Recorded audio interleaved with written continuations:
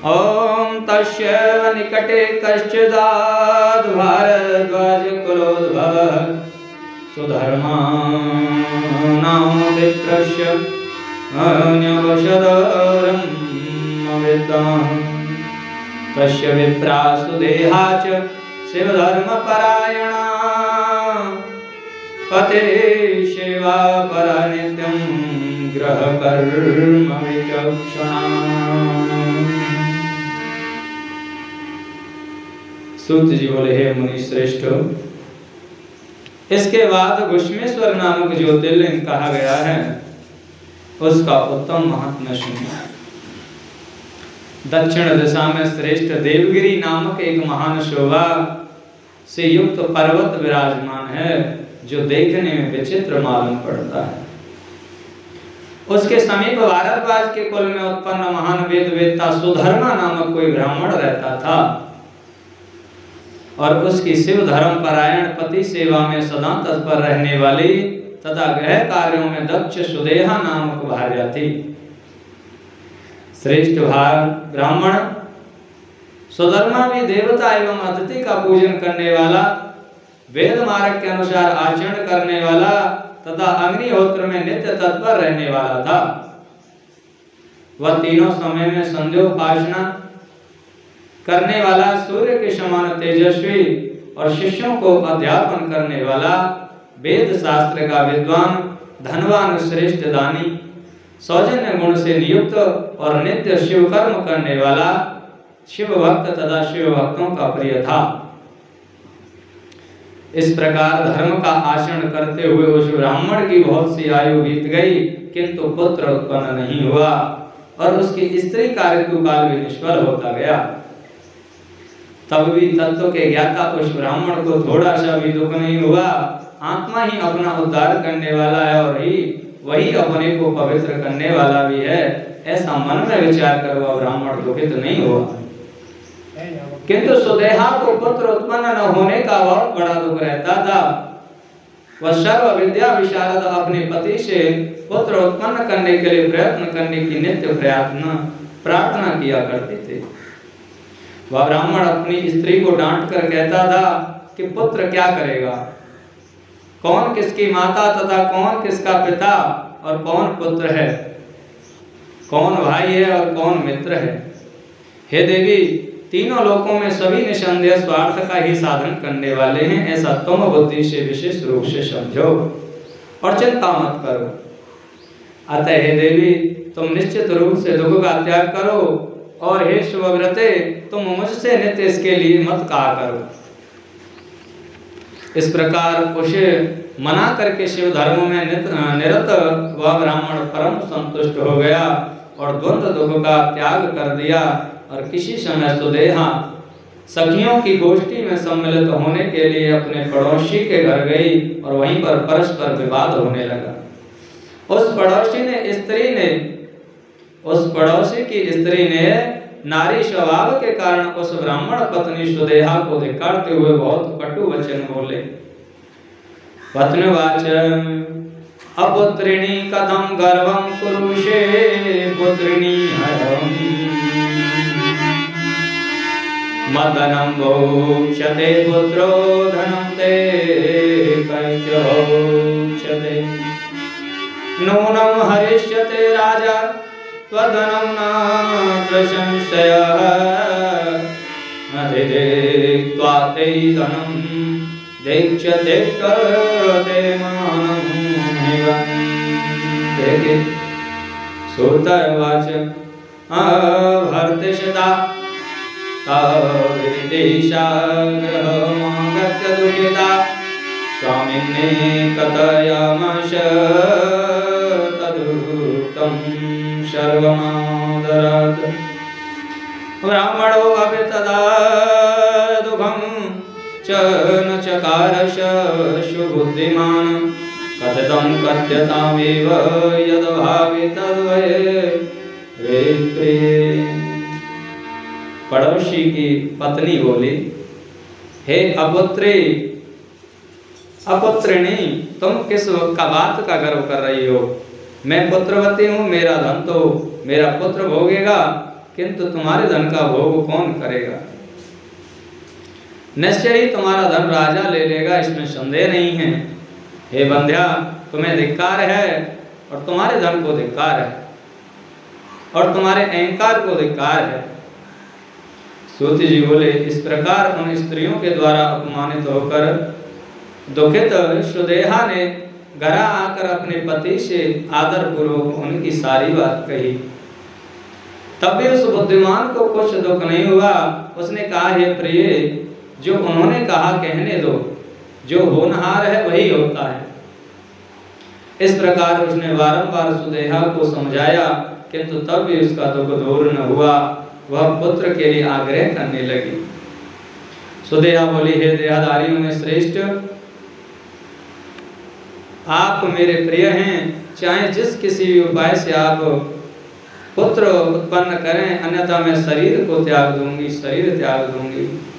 सूत जी बोले, उसके द्वारा कहे जाने पर जब वचन को सुनकर उसके आग्रह से विवश हुए ब्राह्मण श्रेष्ठ सुधर्मा ने चित्त में भगवान शिव का ध्यान किया, स्मरण किया।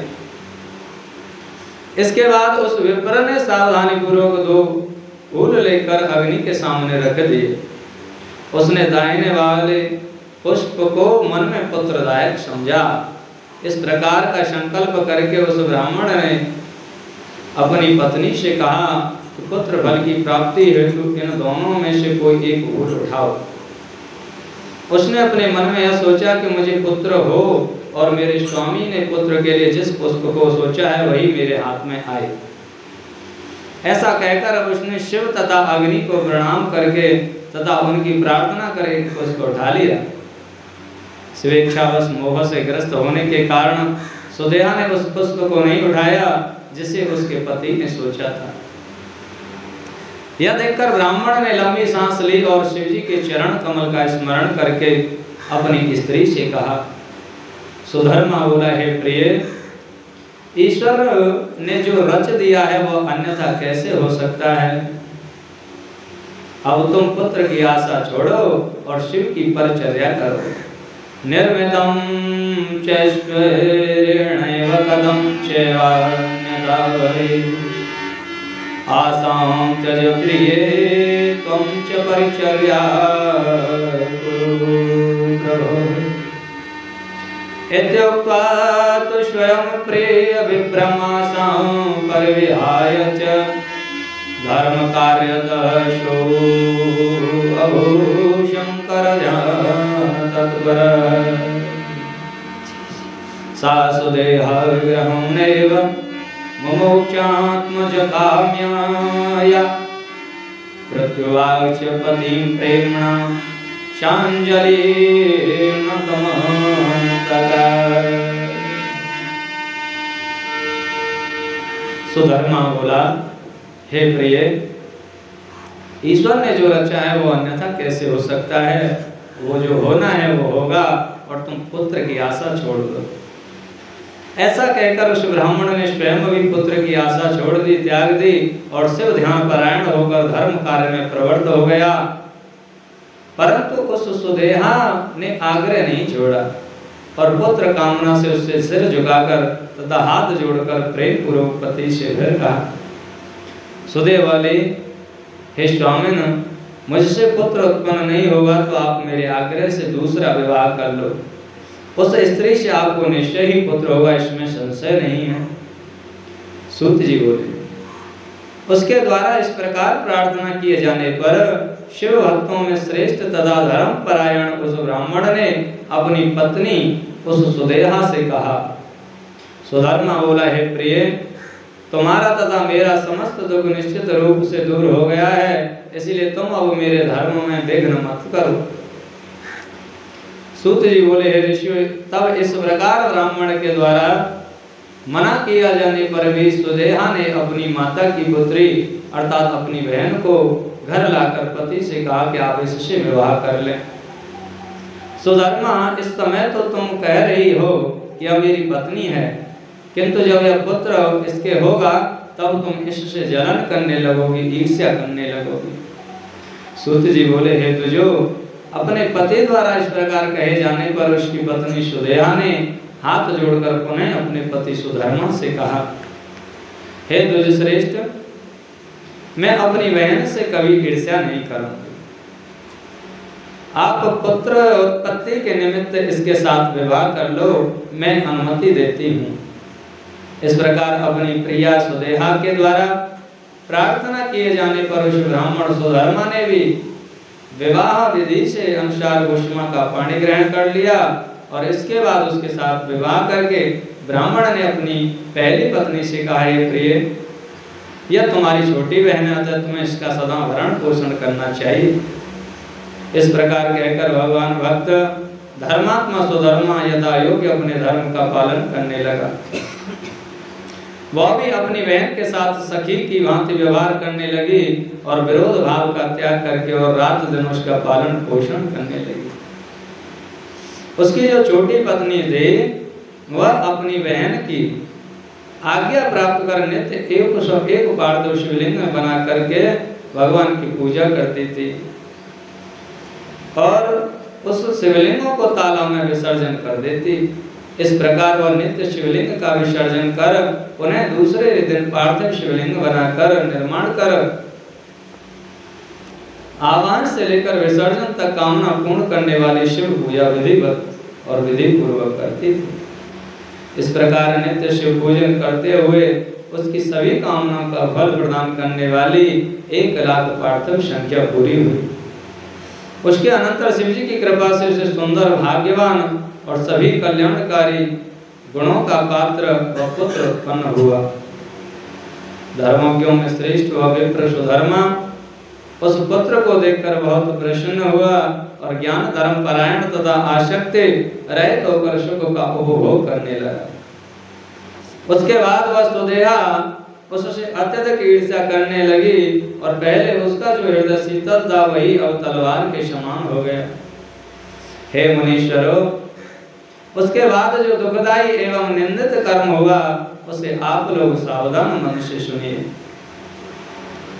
सूत जी बोले, श्रुतवाच पुत्रं दृष्ट्वा कनिष्ठायां ज्येष्ठा दुःखमुपागता विरोधं सा चकार शुनसम्मदेशत शुभम् सर्वे पुत्र प्रसूतिं तां प्रशंससु निरन्तरं तया तत्सयतेन स्म शिशोरूपारिकं तथा सुप्रियं तनयं तं च पित्रो सद्गुणभाजनं दृष्ट्वा तया हृदयं तप्तमनिवत। सूत जी बोले, अपनी छोटी बहन के पुत्र को देखकर बड़ी बहन दुखी हुई और वह उसके पुत्र सुख को सहन न करते हुए उससे विरोध करने लगी। सब लोग उस पुत्रवती की निरंतर प्रशंसा करते थे, किंतु सुदेहा को यह सब कुछ तथा शिशु का रूप आदि सहन नहीं होता था। माता पिता के अत्यंत प्रिय तथा सद्गुणों के पात्र उस पुत्र को देखकर उसका हृदय अग्नि के समान तप्त हो जाता था। इसी बीच कुछ विप्र कन्या देने के लिए आए और सुधर्मा ने विधि पूर्वक उस अपने पुत्र का विवाह वहीं संपन्न कर दिया। सुधर्मा अपनी छोटी स्त्री वसुमा के साथ परम आनंद को प्राप्त हुआ और सभी संबंधी उस वसुमा का सम्मान करने लगे। उसे देखकर सुदेहा मन ही मन जलने लगी और हाय मैं मारी गई ऐसा कहती हुई बहुत दुखी हुई। सुधर्मा अपने विवाहित पुत्र तथा पुत्र वधू को लेकर घर आकर अपनी दोनों स्त्रियों के साथ हर्षित होते हुए उत्साह प्रदर्शित करने लगा। इससे वसुमा तो आनंदित हुई पर सुदेहा दुखी हो गई। वह उस सुख को सहन न करती हुई दुखी होकर के पृथ्वी पर गिर पड़ी। तब वसुमा ने कहा, ये पुत्र तथा पुत्र वधू तुम्हारे ही हैं, मेरे नहीं। पुत्र तथा बहू ये दोनों भी उसे अपनी माता तथा सास ही मानते थे। पति सुधर्मा भी अपनी ज्येष्ठ स्त्री का जैसा आदर करता था वैसा कनिष्ठा का नहीं। फिर भी वह ज्येष्ठ पत्नी अपने मन में कपट रखती थी। एक दिन ज्येष्ठा सुदेहा ने दुखी होकर अपने मन में विचार किया कि मेरे इस दुख की शांति कैसे होगी। सुदेहोवाच मदीयो हृदयाग्निश्च भस्मनेत्रजलेन भविष्यति ध्रुवं शान्तो नान्यथा दुःखये अतो अहं मारयाम्यथ तत्पुत्रं प्रियवादिनम् अग्रे भावे हवे देवं निश्चय परमो मम। सुदेहा मन ही मन बोली, मेरे हृदय की अग्नि भस्मा के दुख जनित आंसुओं से ही शांत होगी, अन्य किसी प्रकार नहीं, यह निश्चित है। इसलिए मैं आज ही मधुर भाषण करने वाले उसके पुत्र को मार डालूंगी, यह मेरा दृढ़ निश्चय है। आगे जो होनहार होगा वह होकर ही रहेगा। और सूत जी बोले, हे ब्राह्मणों, कपटी मनुष्य के कर्तव्य अकर्तव्य का विचार नहीं होता। कपटी मनुष्य को क्या करना है क्या नहीं करना उसे इस विचार से रहित जानो। कठोर सौत्या डाह का भाव प्राय अपना ही विनाश कर देता है। एक दिन सुधर्मा की ज्येष्ठ पत्नी छुरी लेकर रात में वधू के साथ सोए हुए पुत्र के अंगों को खंड खंड काट देती है। इस प्रकार उस घमंडी तथा महाबला ने भस्मा के पुत्र के सभी अंगों को खंड खंड अलग अलग कर दिया और रात्रि में ही ले जाकर तालाब में स्थान में फेंक दिया, जहाँ भस्मा नित्य पार्थिव शिवलिंगों को विसर्जित किया करती थी। इस प्रकार वहां पर फेंक कर लौट आई और सुखपूर्वक सो गई।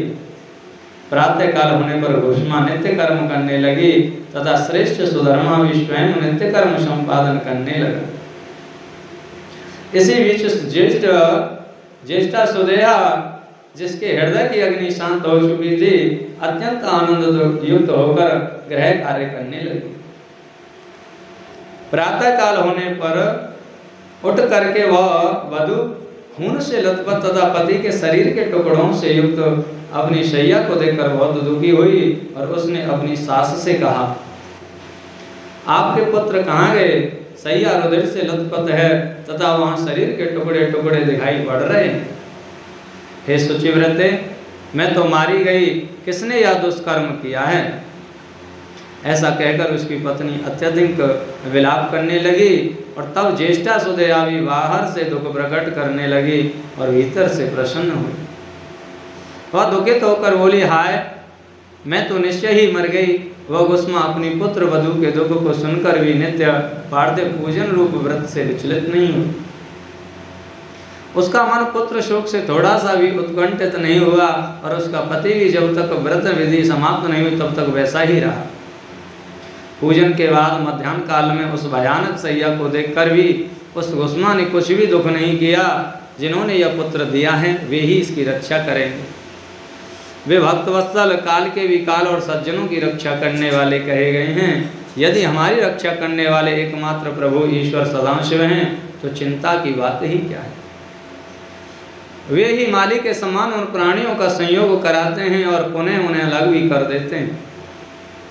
इस समय मेरे चिंता करने से भी क्या होने वाला है। इस तत्व का विचार कर वह दुखी नहीं हुई और शिव जी का ध्यान करके धैर्य धारण किए रहे। स्थिर चित्त और पूर्व की भांति पार्थिव शिवलिंगों को लेकर शिव के नामों का उच्चारण करते हुए वह सरोवर तट पर गईं। जब वहां पार्थिव लिंगों को डालकर वह लौटने लगी तब उसके सरोवर के तट पर खड़े अपने पुत्र को देखा। तो यहाँ पर समझने की बात यह है कि जो भस्मा है उसके पुत्र को उसकी बहन ने काट डाला। पहले तो अपने पति से कह रही थी कि शादी तुम कर लो और उससे पुत्र संतान आपकी हो जाएगी। तो उन्होंने कहा कि भाई ठीक है, शादी हो जाएगी, पुत्र हो जाएगा, लेकिन तू ही उससे जलन करने लगेगी। तो तब ये कहती थी कि नहीं, मैं कोई ईर्ष्या नहीं करूँगी, कोई जलन नहीं करूँगी। लेकिन जब पुत्र हो गया तो अब पुत्र के ऐश्वर्य को देख करके कहा कि भस्मा का ही सत्कार होता था, बोली कि इसी का सत्कार है, इसी का बेटा राज भोगेगा, मुझे क्या मिला।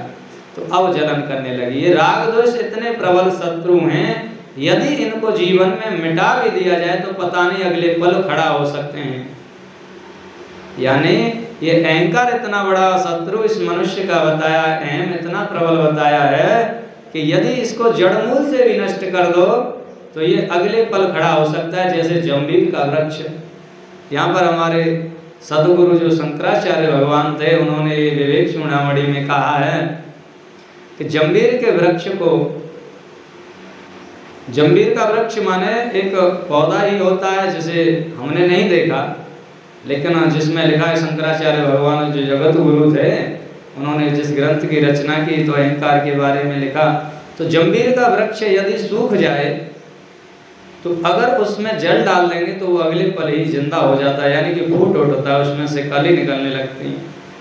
इसी तरह इस अहंकार को अगर कोई तपस्या के द्वारा शांत भी कर दे तो फिर थोड़ा सा भी इसको, थोड़ा सा अहम अगर थोड़ा सा भी जागृत हुआ इंद्रियों के माध्यम से तो पुनः जी उठता है उस जम्बीर के वृक्ष की तरह। तो यहाँ पर उसका जब तो चित्त में ऐसा राग द्वेष कोई नहीं था, लेकिन जब बेटे को देखा और उसने उसका के परिवार में तो इसी का सम्मान है, तो अब उसी से द्वेष हो गया।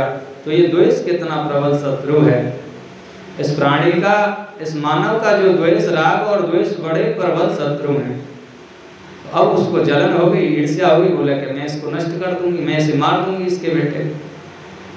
तो अब उसके बेटे का जब कत्ल रात्रि में उसने कर दिया तो सुबह भस्मा जब पूजा पे बैठी भगवान की पाड़ते हुए मिट्टी के शिवलिंग बना करके वो पूजा करती थी और उन शिवलिंगों को ले जाकर के फिर तालाब में डालती थी, विसर्जन करती थी, डेली ये उसका नियम था।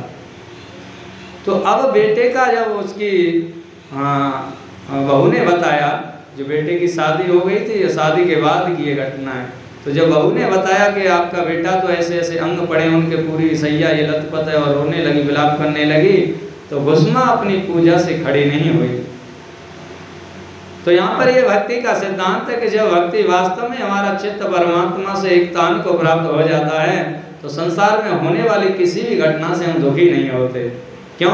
हम जानते हैं कि इस संसार का मालिक कोई और है, वो जैसे ऐसे जैसे चलाएगा वो ठीक है। तो भस्मा को कोई दुख नहीं हुआ है, किसी तरह का कष्ट नहीं हुआ है। ठीक, हम अपनी तुलना उससे करें तो हमारा तो थोड़ा सा भी अगर कुछ भी हो जाता है अनिष्ट, थोड़ा सा भी, तो हम भगवान की कथा की तो चलते क्या है, वहाँ से ही उस मन को वहीं जोड़ देंगे सुनने का, या उसमें भगवान की पूजा का विधान तो बहुत आगे की बात है। तो इसी तरह भक्त का जब चित्त लय होता है तो वो भगवान की इच्छा मान करके चलता है। तो अब भस्मा कोई खड़ी नहीं होती, अपनी पूजा करती है, और वो जो शिवलिंग जब बना करके पूजा पूर्ण होती थी तो तालाब में डालने के लिए चल दी, विसर्जन के लिए। तो तब शिवलिंग का जैसे ही विसर्जन किया तो उसमें से भगवान प्रकट हो जाते हैं। कहा प्रातः काल जब भस्मा नित्य कर्म करने लगी तथा श्रेष्ठ सुधर्मा भी स्वयं नित्य कर्म से संपादन करने लगा, तो इसी बीच ज्येष्ठा सुदेहा जिसके हृदय की अग्नि शांत हो चुकी थी, अत्यंत आनंदित होकर गृह कार्य करने लगी। यानी कि जो अब तो बेटा को मार दिया, उसके अंदर प्रसन्नता हो रही है, वो सुख भी हो रहा है, वो सुख मिल रहा है उसके हृदय को, और अपने घर के काम में बिजी हो गई। तो प्रातः काल होने पर उठ करके वह वधु खून से लथपथ तथा पति के शरीर के टुकड़ों से युक्त सैया को देखकर बहुत दुखी हुई, और उसने अपनी सास से कहा कि आपके पुत्र कहाँ गए हैं? सैया रुधिर से लथपथ है तथा वहाँ शरीर के टुकड़े टुकड़े दिखाई पड़ रहे हैं। हे शुचिव्रते, मैं तो मारी, किसने यह दुष्ट कर्म किया? ऐसा कहकर उसकी पत्नी अत्यंत विलाप करने लगी।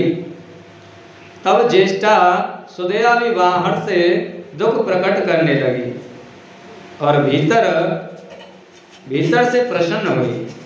वह दुखित होकर बोली, हाय मैं तो निश्चय ही मर गई। और वह भस्मा अपने पुत्र वधु के दुख को सुनकर भी नित्य पार्थिव पूजन रूप से व्रत से विचलित नहीं हुई। उसका मन पुत्र शोक से थोड़ा सा भी उत्कंठित नहीं हुआ। अब कहा कि जिन्होंने ये पुत्र दिया था, अब भस्मा कह रही है कि ठीक है, जिन्होंने जो ये पुत्र दिया था हमको, वो इसकी रक्षा करेंगे। कैसे करेंगे, कहाँ करेंगे, ये उनका विषय है।